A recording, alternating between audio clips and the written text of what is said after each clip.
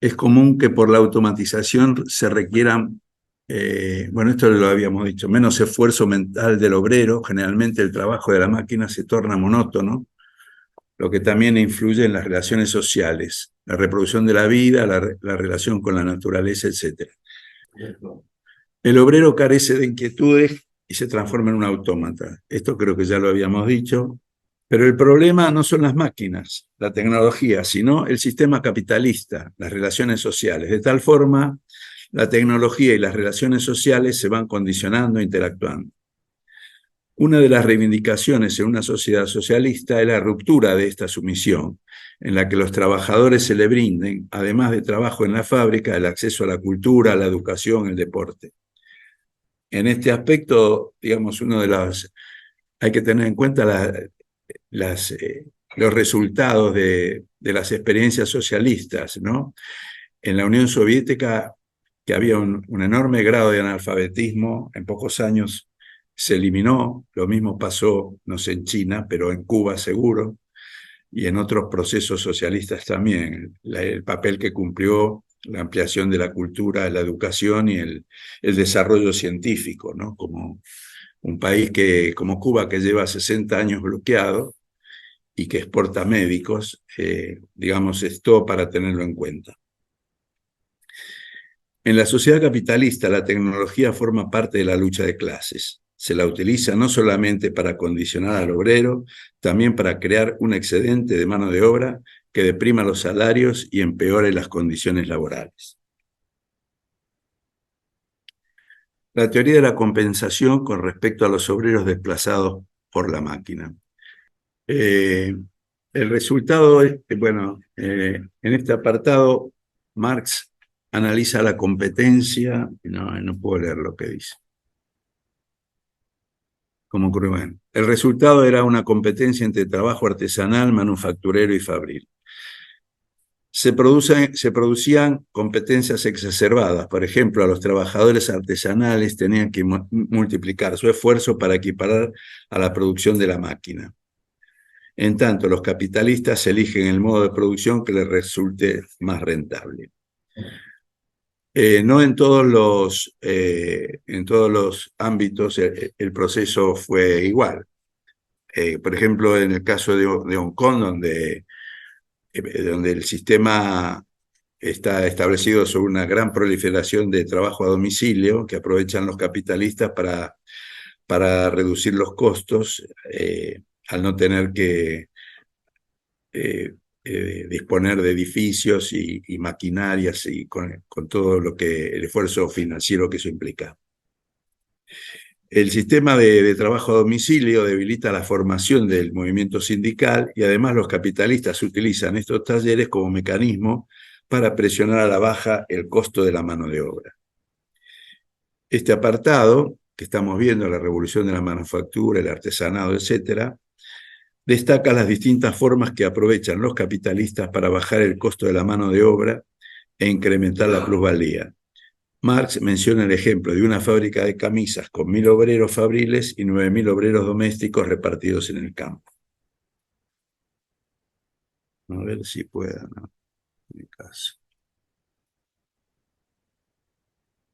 Marx advirtió las necesidades de los capitalistas de adaptar el sistema de producción a la demanda, explica la necesidad de regular stocks que permite economizar el empleo de capital. Esto es lo que después se vio con el Just on Time de 1960 a 1970. La legislación fabril, cláusulas sanitarias y educación. Como vemos, Marx no dejó ningún aspecto de lo que implica el tema de la fábrica y la industrialización por analizar. Había, por supuesto, condiciones sanitarias tremendas, falta de luz, falta de todos elementos esenciales que producían reclamos y huelgas. Y entonces, a raíz de eso, comenzó a surgir una legislación que regulaba la duración de la jornada de trabajo. Esto, bueno, ustedes saben que produjo largas luchas por la reducción de la jornada hasta conseguir la jornada de 8 horas. También los problemas de sanidad, de educación, con la resistencia de los capitalistas a sus exigencias. Marx habla de una época en la que el capitalismo contenía historias plegadas. A ver si puedo borrar esto.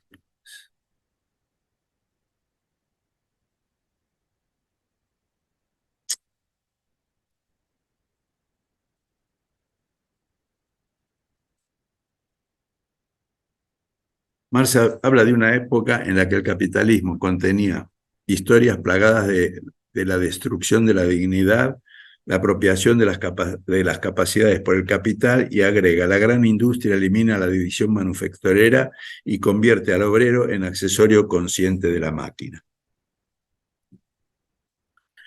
Los oficios y la industria moderna. Hasta bien entrado el siglo XVIII, los oficios encerraban misterios que los aprendices tardaban años en aprender. La fábrica desnudó esos misterios, incorporando nuevas técnicas al proceso productivo. Cambiaron los procesos, la base técnica de la producción, las funciones de los obreros y la división del trabajo. La formación capitalista elimina todo reposo, firmeza o seguridad en la vida del obrero, con la amenaza constante de despojarlo de su medio de subsistencia. Esta es una constante a través del tiempo, ¿no? El peligro del desempleo.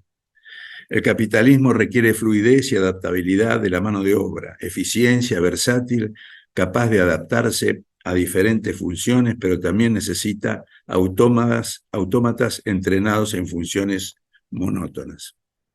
También influye en las relaciones familiares al incorporar a la producción a mujeres y niños, modificando las bases económicas y las relaciones sociales. La incorporación creciente de la mujer al trabajo asalariado produce cambios sustantivos en las relaciones sociales.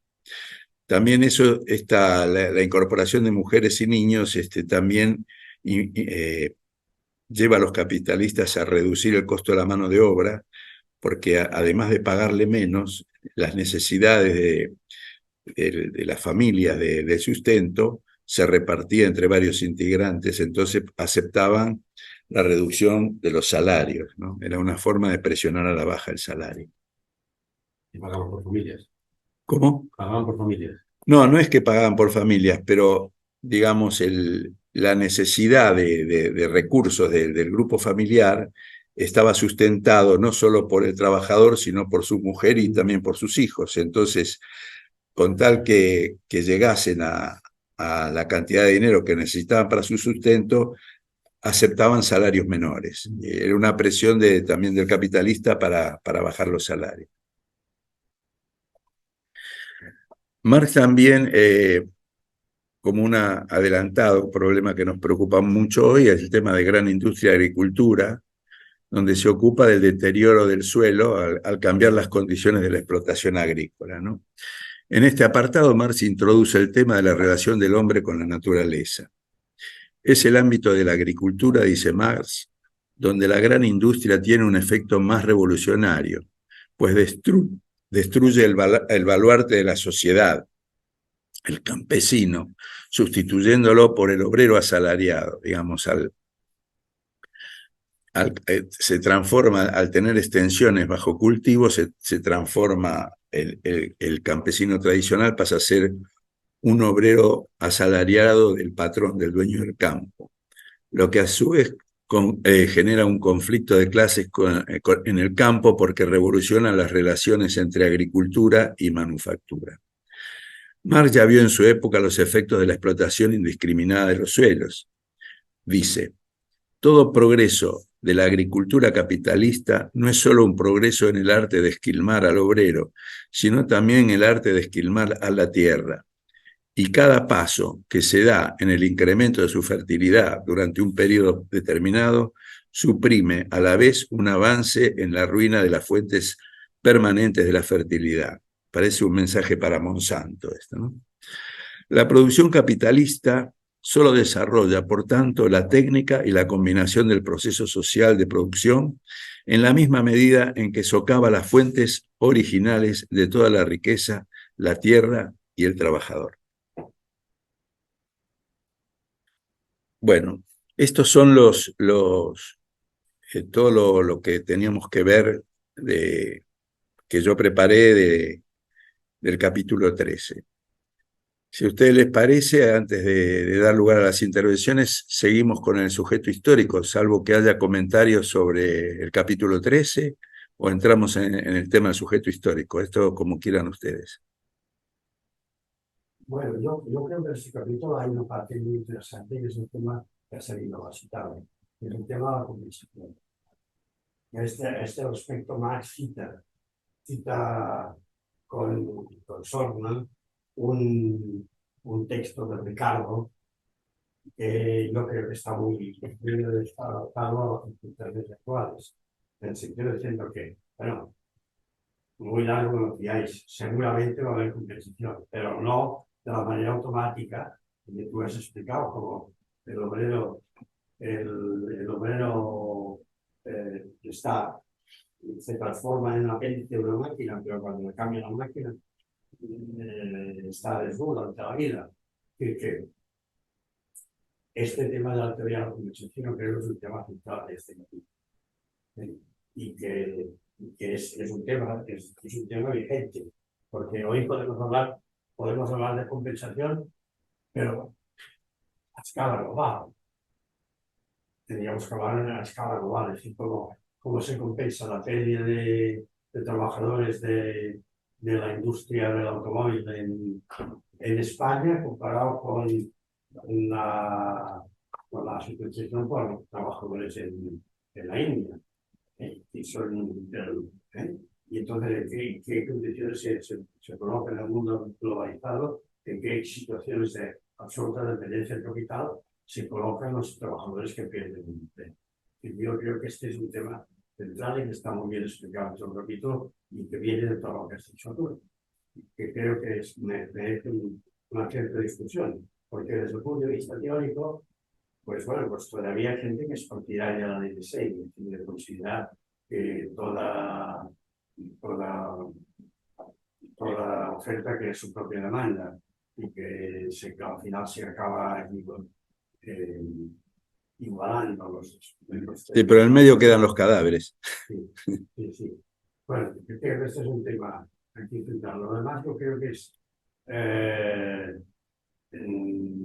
está también muy explicado también. Yo creo que la situación actual de cambio de tecnológico tan brutal se parece de alguna manera al cambio tecnológico que describe Marx en el pasado de la manufactura a la fábrica.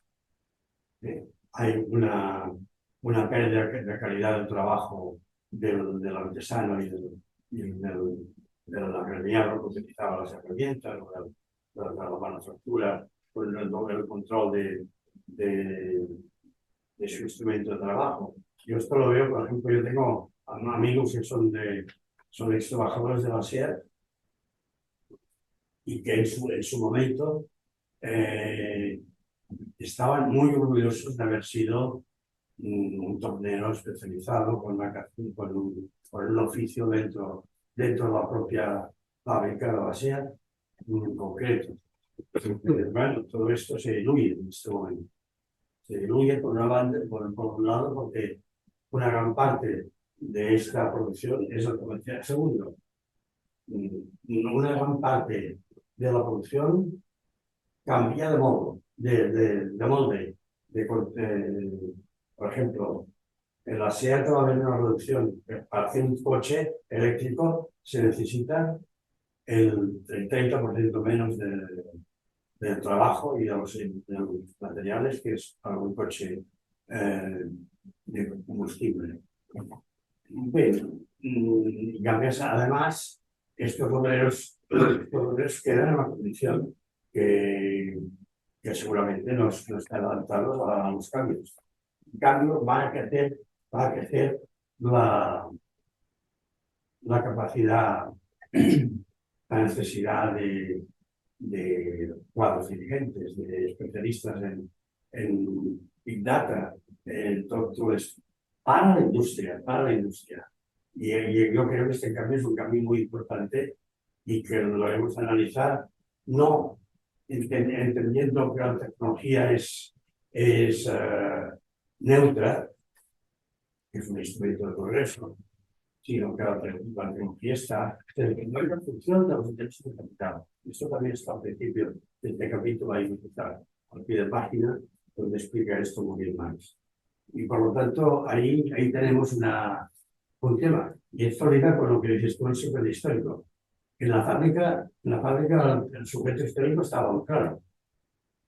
Pero ya hace muchos años que este sujeto histórico está en discusión. El sujeto histórico que era capaz de enfrentarse al capital de una manera frontal y no solamente conseguir reformas parciales, sino plantearse un cambio de funcionamiento de un sistema radical, hoy en día, como explica Marx con respecto a Hong Kong, resulta que está trabajando en casa, está trabajando por su moto, que se pague el mismo, está trabajando en un proyecto que después comprará la empresa, pero que de momento lo está relacionando como una startup. Que, por lo tanto, hay una situación aquí muy complicada de ver quién es. Entonces, aquí yo me acordaba de un típico texto de mi infancia y juventud, para decirlo así, de muchos años, que era el texto de Frantz Fanon, Les damnés de la Terre, en el que plantea que en realidad el sujeto histórico son estos condenados a la tierra, es decir, los pueblos exportados al tercer mundo, básicamente. Bien, es un planteamiento también que está ahí. Luego hay, evidentemente, toda la línea del feminismo que habla de la explotación de la mujer. Ahí también hay una fuente de explotación y de lucha. ¿Cuál va a ser el sujeto histórico que inevitablemente tiene que enfrentarse con este capitalismo inesperado que tenemos? Pues esto es lo que yo creo que hay que plantearse un poco entre todos. No sé si esto es lo que querías plantear. Tengo para comentar un poco. Son 10 minutos. En términos... Respecto, no sé si no vamos a ver. Sí. Y esto de que has dicho de la agricultura, hay un aspecto, vamos, yo siempre he oído, no sé si con mucha razón o con poca razón, que más no me importa mucho el aspecto ecológico ni cosas de estas. Pues aquí en este proceso de la agricultura, leyendo esto, me recuerda a que King Sampere, que se dedica a estos temas, o lo he oído o lo he escrito en algún sitio, de que uno de los grandes problemas que se enfrenta a la humanidad va a ser la alimentación. Porque ahora la mayor parte de la agricultura está sobreexplotada por los abonos inorgánicos. Y los elementos que componen los abonos inorgánicos están acabando. Es decir, yo que soy de un pueblo rural, yo recuerdo que en las viñas decían los viejos, cuando yo era niño, que si un pueblo sacaba 4 kilos por cada cepa, la producción era maravillosa. Actualmente están sacando 10 y 12. Pero claro, cuando necesitan abono lo ponen. Y quién siempre, yo repito, yo le he oído decir, y yo no sé exactamente, que estos minerales se están acabando. Con lo cual, la superproducción y lo que, de alguna manera, la sobreexplotación que está haciendo la tierra se va a acabar. Y que tendremos que volver a los abonos orgánicos. Con lo cual, unido a que probablemente la tecnología también, si acabamos con la energía de los fósiles, lo que estamos haciendo con los coches eléctricos parece que tiene también un problema de limitación de material. Por lo cual la superproducción va a ser de todas las maneras. Siempre indicaba que probablemente la población tenga que volver otra vez a ocupar en la España despoblada para un sistema agrícola. Y de alguna forma yo creo que aquí Marx ya lo está diciendo de alguna manera lo dice, vamos, para mí relativamente claro. Habla del arte de filmar la tierra. No, solamente quería hacer ese asunto. No, yo no recuerdo el seminario que tuvimos con Neus Casajuana sobre precisamente el agotamiento de los minerales. Sí, no me imagino que hablaba Sí, pero bueno, sí, no, esto es una cosa que cambia. Bueno, digo una coseta. El tema de l'ecologia de Marx és un tema que, perquè en certa manera no s'ha volgut veure on s'ha centrat la mirada sobre Marx en altres punts. Aquest capítol està molt clar, però fins i tot, si no recordo malament, en el mateix manuscrit en el manifest comunista, al final, quan hi ha els punts que diu que quins serien els propers passos, hi ha un parell de cosetes que tenen que veure amb l'agricultura. Marx sempre ha manifestat una gran preocupació per l'agricultura. El tema dels abonos ha estat un problema per a ell dins els seus escrits és contínuament parlaven d'ell, perquè el tema de... Com es diu? Els adobs, en tot el segle XIX va ser brutal, perquè les ciutats es quedaven amb tots els excrements dels cavalls i dels humans, no anaven al camp perquè no es podia traslladar i els camps no tenien adobs. Aleshores s'havia de buscar el guano, en un cert moment, el guano es va acabar i després van acabar amb els adobs químics. Tot això va ser una preocupació brutal de tot el segle XIX i Marx la segueix molt bé. És a dir, el tema de que Marx no es preocupa per l'ecologia, podríem dedicar una sessió un dia que l'acabem de bibliotecal per parlar d'això. Ja vam tenir una sessió amb el Vincent Pere, no? O amb Vincent Pere, perfecte. Jo crec que l'hauríem de parlar, ara que ha publicat aquest nou llibre, que tot el pensament, l'hauríem de fer venir el mes de maig o quan sigui que tinguem una data disponible.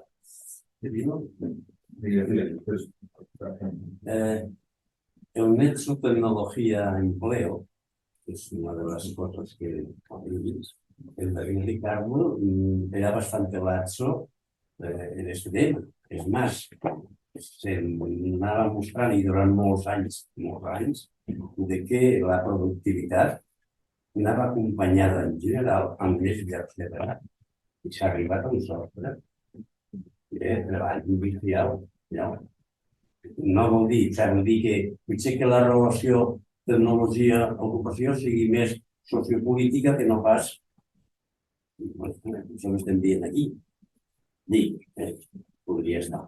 El que és evident és que avui la tecnologia ja no és la fàbrica. En la fàbrica hi ha centres d'investigació, hi ha centres logístics, en la fàbrica, el que entenem per fàbrica. Ja no és la fàbrica que en la fàbrica SEAT, ahí creo que estaba más dins, en pla logístic. Pot haver-hi un centre d'investigació de collons. Pot haver-hi no sé quantes coses que això és valor afegit abans de que surti això al carrer. No sé si tenim totes les dades o si no s'apropem prou a aquestes realitats canviants que se nos posen al taula i tenim a sobre taula. Jo, sobre això una mica un parell de coses. Ricardo canvia de parer. En principi, en el seu llibre, en els principis de tributació, tenia un petit capítol dedicat a la màquina i després el va retirar o el va canviar. I aquí n'hi ha autors que diuen que argumenten que és un canvi en el plantejament de Ricardo. Primer era més optimista i després resulta que no ho seria tant. Quan parlem, que aquí n'hi ha diverses coses. Una, per exemple, amb el tema del camp, de l'agricultura, d'estudi, el tema de la productivitat. El problema que tenim és que avui no podem tornar. O sigui, com tu deies, si una vinya produïa 4 quilos, ara fa 12, potser amb la vinya no passa res, ja veurà que aquí ja està. Però amb el... Sí, és un problema. Jo us deia més això que una altra cosa. Però amb el blat o amb altres coses, és a dir, ara tens 8.000 milions de persones, cosa que fa X anys en tenies la meitat, no? Perquè, diguem, des dels 50 ara pràcticament s'ha duplicat. I aleshores vol dir que tornar al camp, o tornar a l'Espanya vaciada o a tot arreu, vol dir és baixar els nivells de productivitat, perquè és utilitat, i aleshores no dona. No? Que és, diguem, una mica, però és que no dona ni per Barcelona. Dius, amb els horts periurbans, doncs no alimenten. De Barcelona, 1.600.000 persones només amb la producció agrària del Prat, encara que processis tota la que ja és sonada. No? Per tant, la productivitat és un factor fonamental. L'altra cosa és que n'hi ha una realitat, és que la productivitat l'hem construït sobre un ús energètic de l'aigua i de tot un de materials i que això s'esgota. I per tant, has de buscar una altra forma i també un element, com tu deies, de distribució. Perquè és veritat que n'hi ha part d'aquesta producció que està molt, ja ho hem vist, no? En Ucrania, que la producció i la demanda estaven molt ensamblada i no és tan fàcil posar a produir terrenys perquè els terrenys que estan utilitzant són els més fèrtils, però també és veritat que els nivells de calòrics que consumim als Estats Units, el que consumeix a Europa i el que consumeix a altres països són molt diferents i per tant també podríem tindre una menor producció però un millor repartiment i distribució permetria que encara el que n'hi ha és també un sobreconsum en molts territoris en detriment d'altres països. Per tant, no són aspectes tecnològics, són sociopolítics de distribució i aquest és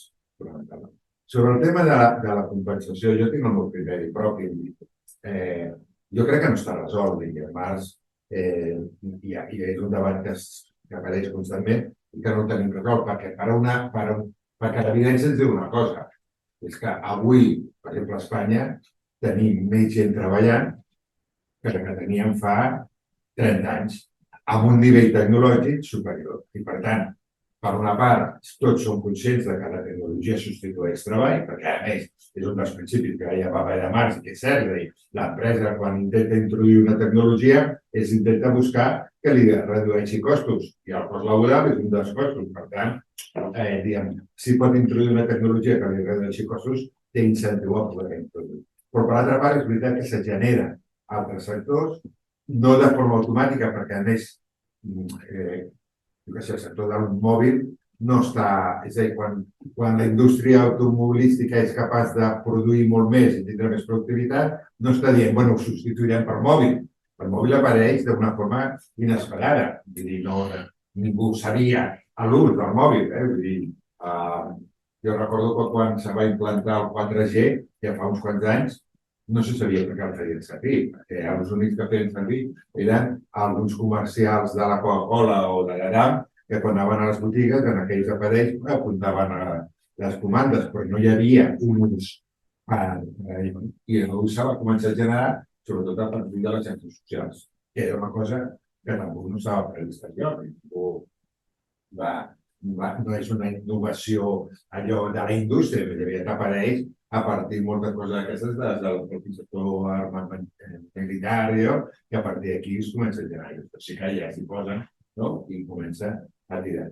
Per tant, és veritat que n'hi ha una substitució de la tecnologia que substitueix treball, però també és veritat que es generen sectors. El que passa és que no n'hi ha un procés automàtic i no s'ha organitzat i per tant en el camí es queda gent al sector cada dia. Canvien les qualificacions, avui ho estava veient. Cada un de nosaltres ens passem una hora per intentar i el Dani des de casa seva ens ha donat dues instruccions i ho resol. I això és una realitat. També és veritat que n'hi ha tot diríem, de factors socials que permeten que aquest impacte sobre la jornada laboral de la tecnologia es pugui diluir. La reducció de jornada laboral, perquè el que al final fa és que si necessites treballar menys hores, n'hi ha més gent treballant, més dies de vacances, és a dir, no és simplement la jornada laboral, és tot un seguit de reduccions de temps de treball que el que permet és que més persones puguem estar treballant en aquest context. Però però tampoc no és una visió negativista de que la productivitat o la tecnologia estigui destruint, perquè justament el que està fent és al revés. Perquè a part de l'oferta és la demanda, és a dir, mentre hi hagi necessitats que es puguin crear o que puguin demandar la gent o que puguin allò, et generen uns sectors que no tenim. I amb el tema de la productivitat també n'hi ha molt debat, perquè en aquests moments, per exemple, tots diríem que segurament s'estan aplicant molt més els ordinadors, però en canvi les estadístiques de productivitat no creixen. I n'hi ha un element, diríem, no estan creixent del que haurien d'estar creixent i, per tant, el concepte de productivitat, més enllà que és molt difícil de mesurar i a la fàbrica és molt fàcil, però quan estem en serveis, com mesures la productivitat d'Amazon? És molt complicat saber què ens està, com ha millorat, i aquí hi ha molta dificultat en el sector serveis, però el que és cert és que encara no coneixem ben bé el que sí sabem, i això tots els estudis ho mostren, és que la productivitat en tots els països europeus, Estats Units, en el món occidental, en general capitalista avançat, en els darrers anys, des dels 80, està despegant a poc, però creix i els salaris s'han estancats. I aleshores el que em planteja és que en realitat n'hi ha una part, i clar, menor salari també vol dir menys consum, i quan vol dir menys consum vol dir menys llocs de treball dedicats al consum. I aleshores el que vol dir és que el que sí que s'està produint és que una part important dels guanys que produeix la tecnologia se l'estan emportant als beneficis de forma molt important. I en aquests últims anys encara ho hem vist més greujat amb el tema de la inflació, on s'ha vist clarament que és un problema de marxa. Bàsicament el 50% de la inflació que hem viscut ha sigut un increment de marxa. És a dir, en aquests moments els capitalistes estan utilitzant les estratègies tant dels preus com dels recostos per augmentar de forma significativa els seus marges en detriment del conjunt de la producció. Per tant, quan parli, que Marx és el que fa, quan analitzem tecnologia, no és simplement a l'àmbit tecnològic, és a l'àmbit sociopolític de com aquesta tecnologia, a quins serveis s'utilitza, i és veritat que no és neutre, però també és veritat que no hi ha tecnologia de drets i d'esquerres. El que passa és que en el context social, és a dir, en una societat socialista, estaríem utilitzant igualment ordinadors. I de fet, Rússia, Xina, Cuba, ens estan mostrant que els nivells tecnològics, els artefactes tecnològics no divergien gaire del món occidental, perquè al final és el ser humà i són les estratègies socials que es van determinar. Ara, aquestes mateixes tecnologies utilitzades en un context o un altre poden permetre que al final aquest guany de productivitat, perquè al final, si hi hagués una sola persona que fos l'única que tots fossin màquines i n'hi hagués un de nosaltres que apretés el botó, els increments de productivitat serien brutals. És un tema de distribució.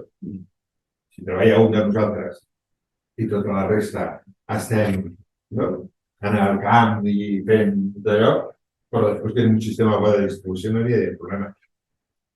L'altra cosa, l'altre dia que estàvem a la Societat Catalana amb una xerrada, inclús els més neoclàssics troben als seus estudis que en els estudis d'economia de la felicitat el factor que determina cada mes la felicitat de les persones és el sistema de la I per tant, el treball encara segueix sent de la nostra societat a l'element de relació social que tenim i de valoració respecte a.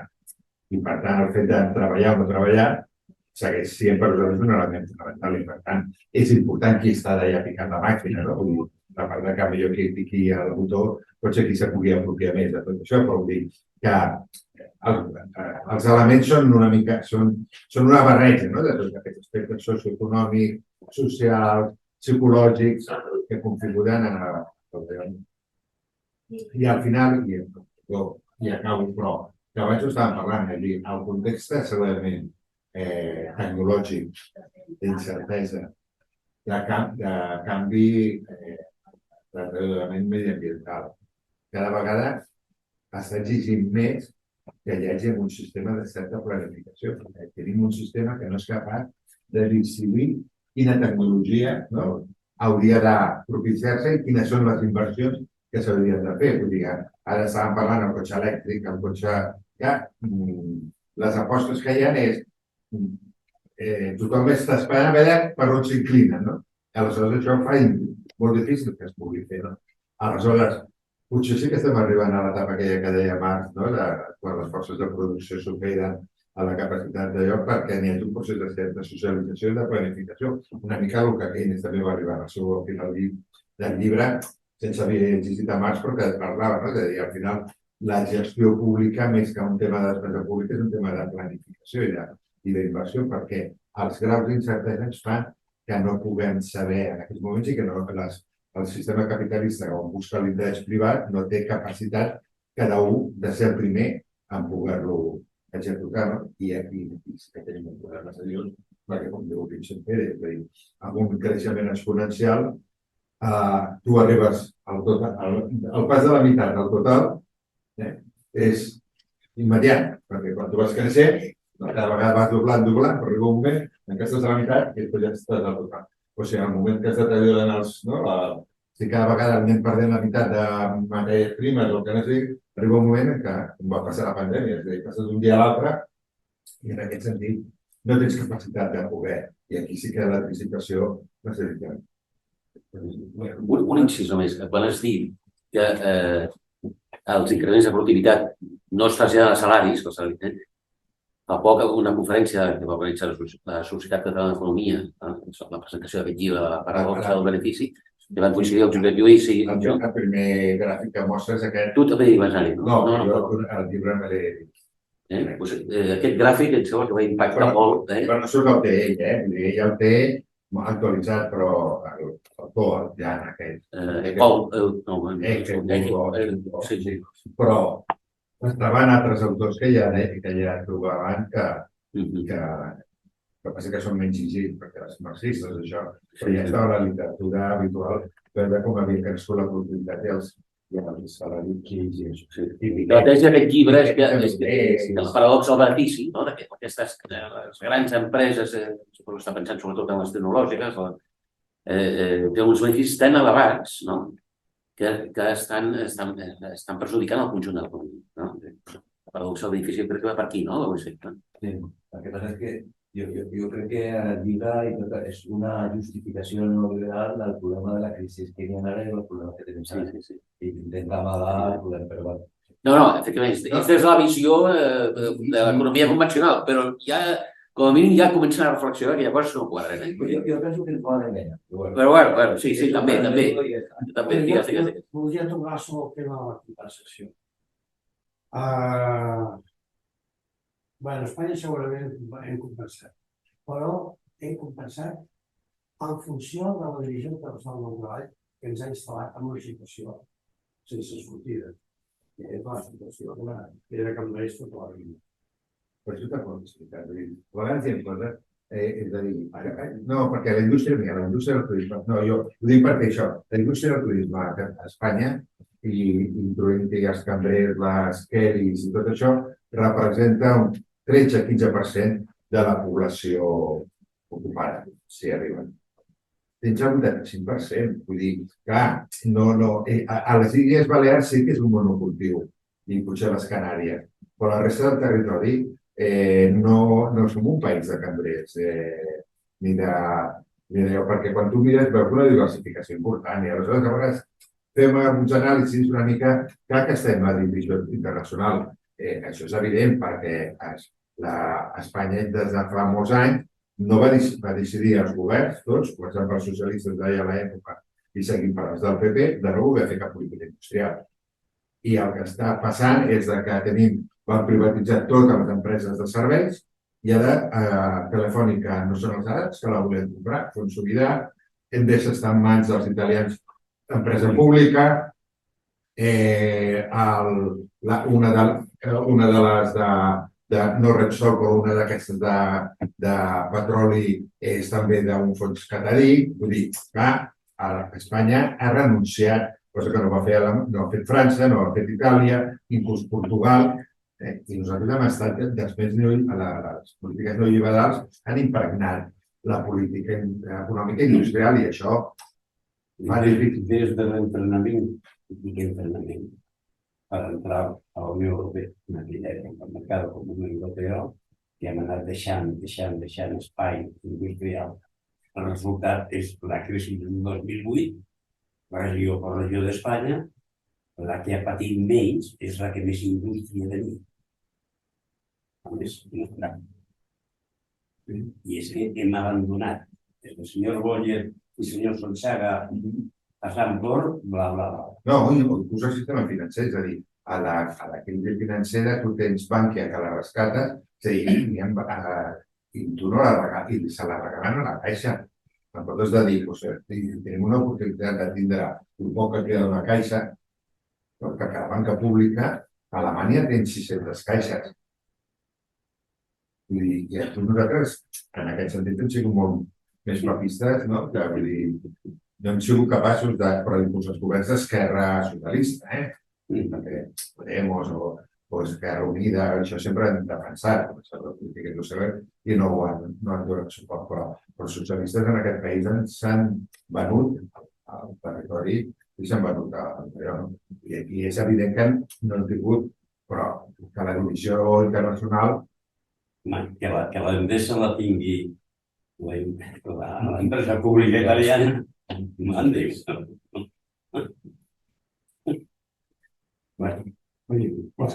¿Sí? Yo sigo con el... Jo volia fer algun comentari, i compartir-lo amb vosaltres. No sé si poder considereu que és un comentari agosarat, poder.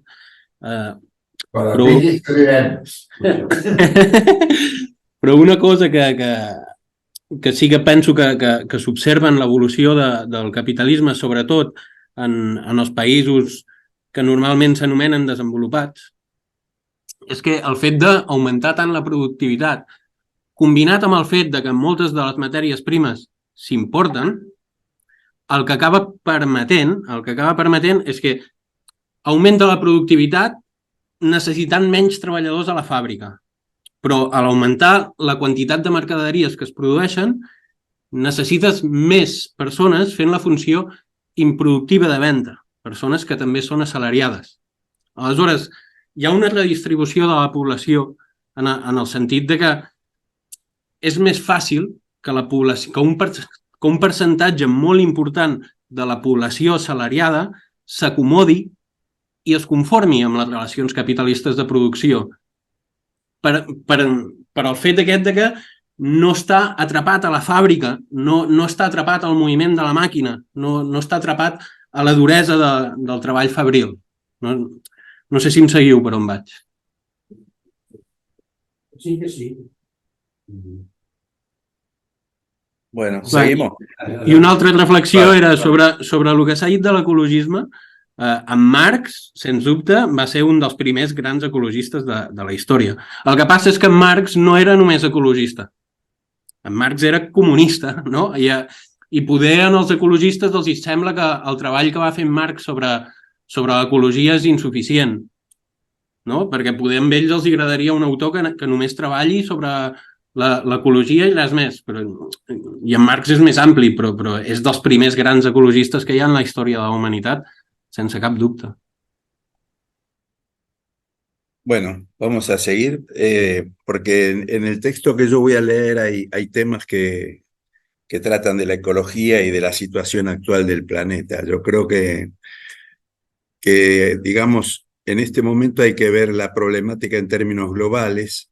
Yo veo que nosotros, los del sur global, tenemos una visión, digamos, hemos sufrido distinto que ustedes. Yo creo que España sufrió, pero nosotros hemos sufrido y sufrimos actualmente, sobre todo por el problema del imperialismo norteamericano, ¿no? Que es nuestro gran enemigo y nuestro gran condicionante, y que está siempre ahí. Hoy vuelve a estar con toda su fuerza esquilmando a la Argentina, ¿no? Y en un mundo, yo voy a retomar el tema del sujeto histórico porque después voy al tema ecológico también. La definición, en términos marxistas, el sujeto histórico se refiere a la clase social que desempeña un papel clave en la transformación de la sociedad en una determinada etapa histórica. ¿Quiénes lo integran? El cambio tecnológico ha introducido profundas transformaciones en los distintos sectores de la economía. En principio deberían incluirse como trabajadores a los productores de plusvalía para los capitalistas. También el sector intelectual, que contribuye a la transmisión de conocimientos, generación de cultura, investigación, producción de nuevos conocimientos, los críticos del sistema, los protectores de los mecanismos de alienación que produce el sistema. Podemos individualizar 3 sectores a incluir, pertenecientes a los espacios socioculturales y políticos. 1. Los trabajadores que producen, que generan valor en forma unilateral, en forma material o intelectual. Los trabajadores intelectuales del mundo de la ciencia, la cultura y el arte. Los integrantes de las diversidades discriminadas por razones culturales, de género, étnicas, etc. Marx identificó al proletariado como el sujeto histórico en su época. El sujeto histórico en el marxismo está vinculado a la noción de lucha de clases, donde la contradicción entre las clases sociales impulsa el cambio social. Sin embargo, es interesante notar que diferentes corrientes dentro del marxismo han debatido sobre quién es exactamente el sujeto histórico en diferentes contextos y momentos históricos.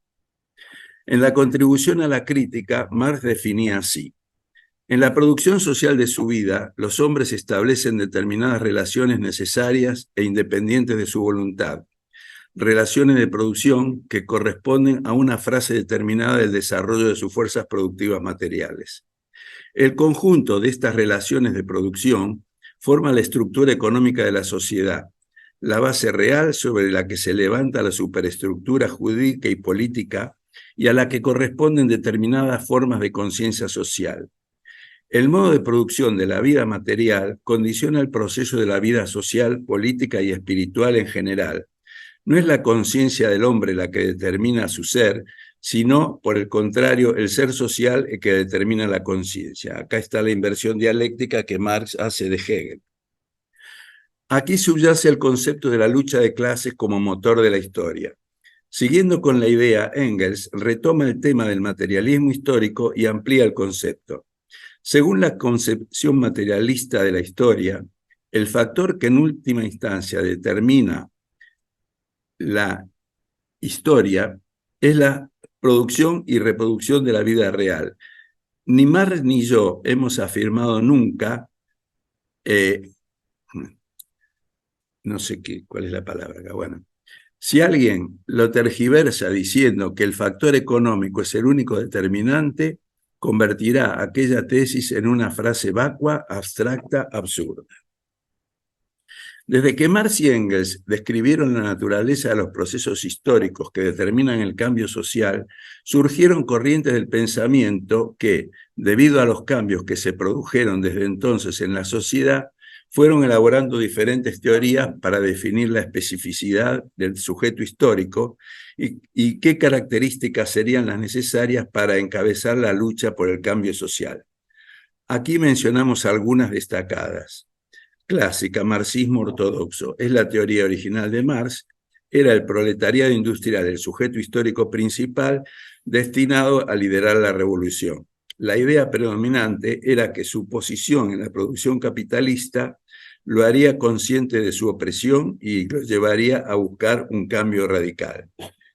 Lenin, basándose en la realidad rusa de principios del siglo XX, modificó la idea del sujeto histórico. Argumentó que en contextos no plenamente capitalistas como en Rusia, los campesinos podrían desempeñar un papel revolucionario junto a los trabajadores industriales. En una carta, la famosa carta Vera-Sassuli, Marx, cercano ya a su muerte, reconoció la posibilidad esta de que se integra al sujeto histórico sectores explotados como los agricultores, etcétera, los campesinos.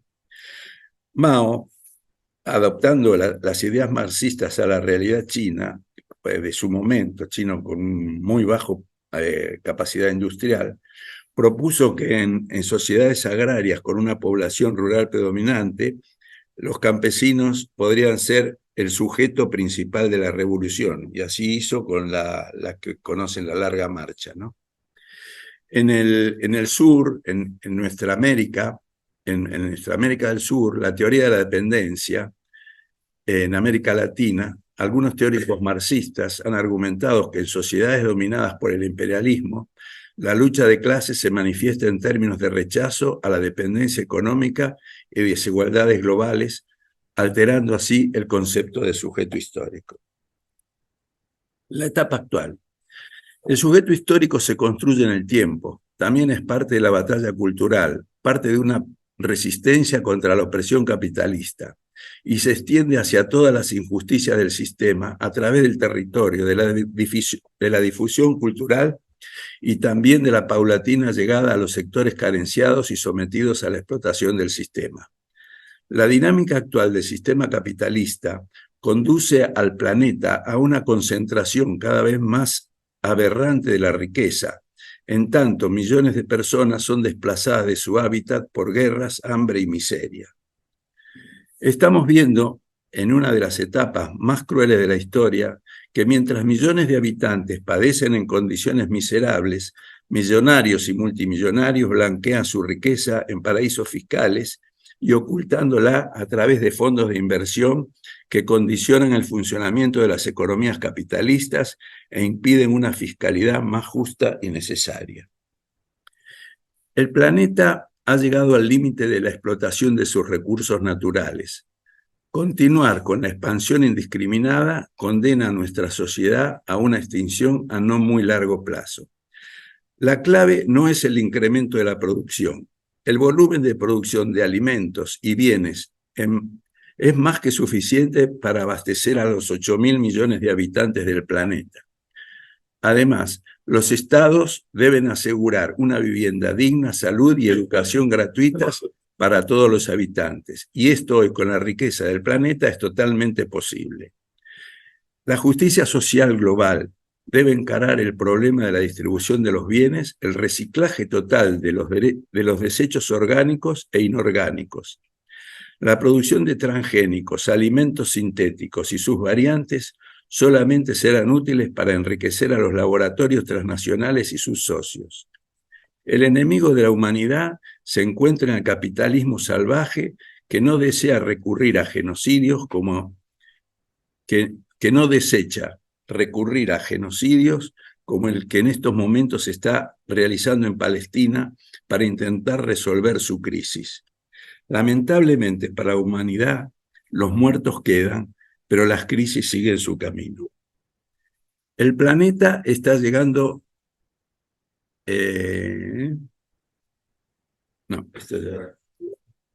Bueno, yo creo que, para terminar, el planeta está en una etapa de transición global y en ese sentido es como lo tenemos que visualizar. La hegemonía del imperialismo yanqui que viene desde 1971, desde que salieron del patrón oro, está siendo cada vez más cuestionada y es cuestionada inclusive por su propia crisis. Yo creo que en ese contexto tenemos que pensar la política y pensar cuál es lo que nosotros tenemos que transmitir a los jóvenes, al pueblo, digamos, de qué mundo quieren vivir, porque no hay muchos años. La crisis climática es una realidad total, ustedes la saben, la vivimos. En Barcelona llevamos 2 años y medio de sequía, esto no es casual. Hay posibilidad de que la temperatura siga aumentando en el planeta. Los suelos, como decía el compañero recién, con todo el agregado de las semillas transgénicas y los agroquímicos, se está mineralizando el suelo. Es decir, si nosotros queremos tener un planeta vivible, el enemigo principal hay que visualizarlo, y es el capitalismo salvaje. Hoy en Argentina tenemos un gobierno que ayer, por ejemplo, habló para dar las medidas el nuevo ministro de Economía, y dice no hay plata. Y eso es una mentira total. El problema no es que no haya plata. El problema es que hay un sector oligárquico y de la gran burguesía en Argentina que tiene mucha plata. El problema en Argentina es la mala fiscalidad, que no se recaudan impuestos, que se evaden. La Argentina tiene un Producto Bruto de 460.000 millones de dólares. Ayer dijo el ministro de Economía que la deuda de Argentina son 400.000 millones de dólares. Yo no sé, porque a veces suman peras con bananas, entonces los datos que tiran es cualquier cosa. Yo lo que sí sé, que de las estadísticas del Banco Central, del balance del Banco Central, surge, estudiando la formación de activos externos, que el dinero de argentinos en el exterior son 400.000 millones de dólares. Eso no es el pueblo, esos son los grandes capitales y la oligarquía argentina. Entonces, cuando nosotros vemos cuál es la justicia y qué es lo que hay que buscar en el mundo, tenemos que pensar en eso, en que hay una mayoría inmensa del mundo que está sufriendo y hay una minoría que está disfrutando de eso, y que están amparados en los fondos buitre, que están amparados en los paraísos fiscales, que explotan a España, que van a hundir a Europa, ya están hundiendo a Alemania con el Nord Stream, y están buscando sobrevivir. Pero yo creo que justamente cuando hablamos del sujeto histórico es para marcar el terreno y explicarle a la gente dónde está la justicia y hacia dónde tiene que marchar el mundo. Yo cuando me hablan de productividad, de la fábrica, sí, perfecto, pero la explotación que se hace de los trabajadores, de las minorías, no solo en España probablemente tengamos el estado de bienestar que todavía de alguna forma funciona, pero pensemos en los barrios pobres de Argentina, pensemos en África, pensemos en todo lo que está en el mundo, que el mundo podría ser distinto, y que es el imperialismo, especialmente el imperialismo yanqui, asociado a los partidos de derecha de España, de Europa, ¿no? El atlantismo es lo que está condicionando en gran medida lo que está pasando. Bueno, nada más.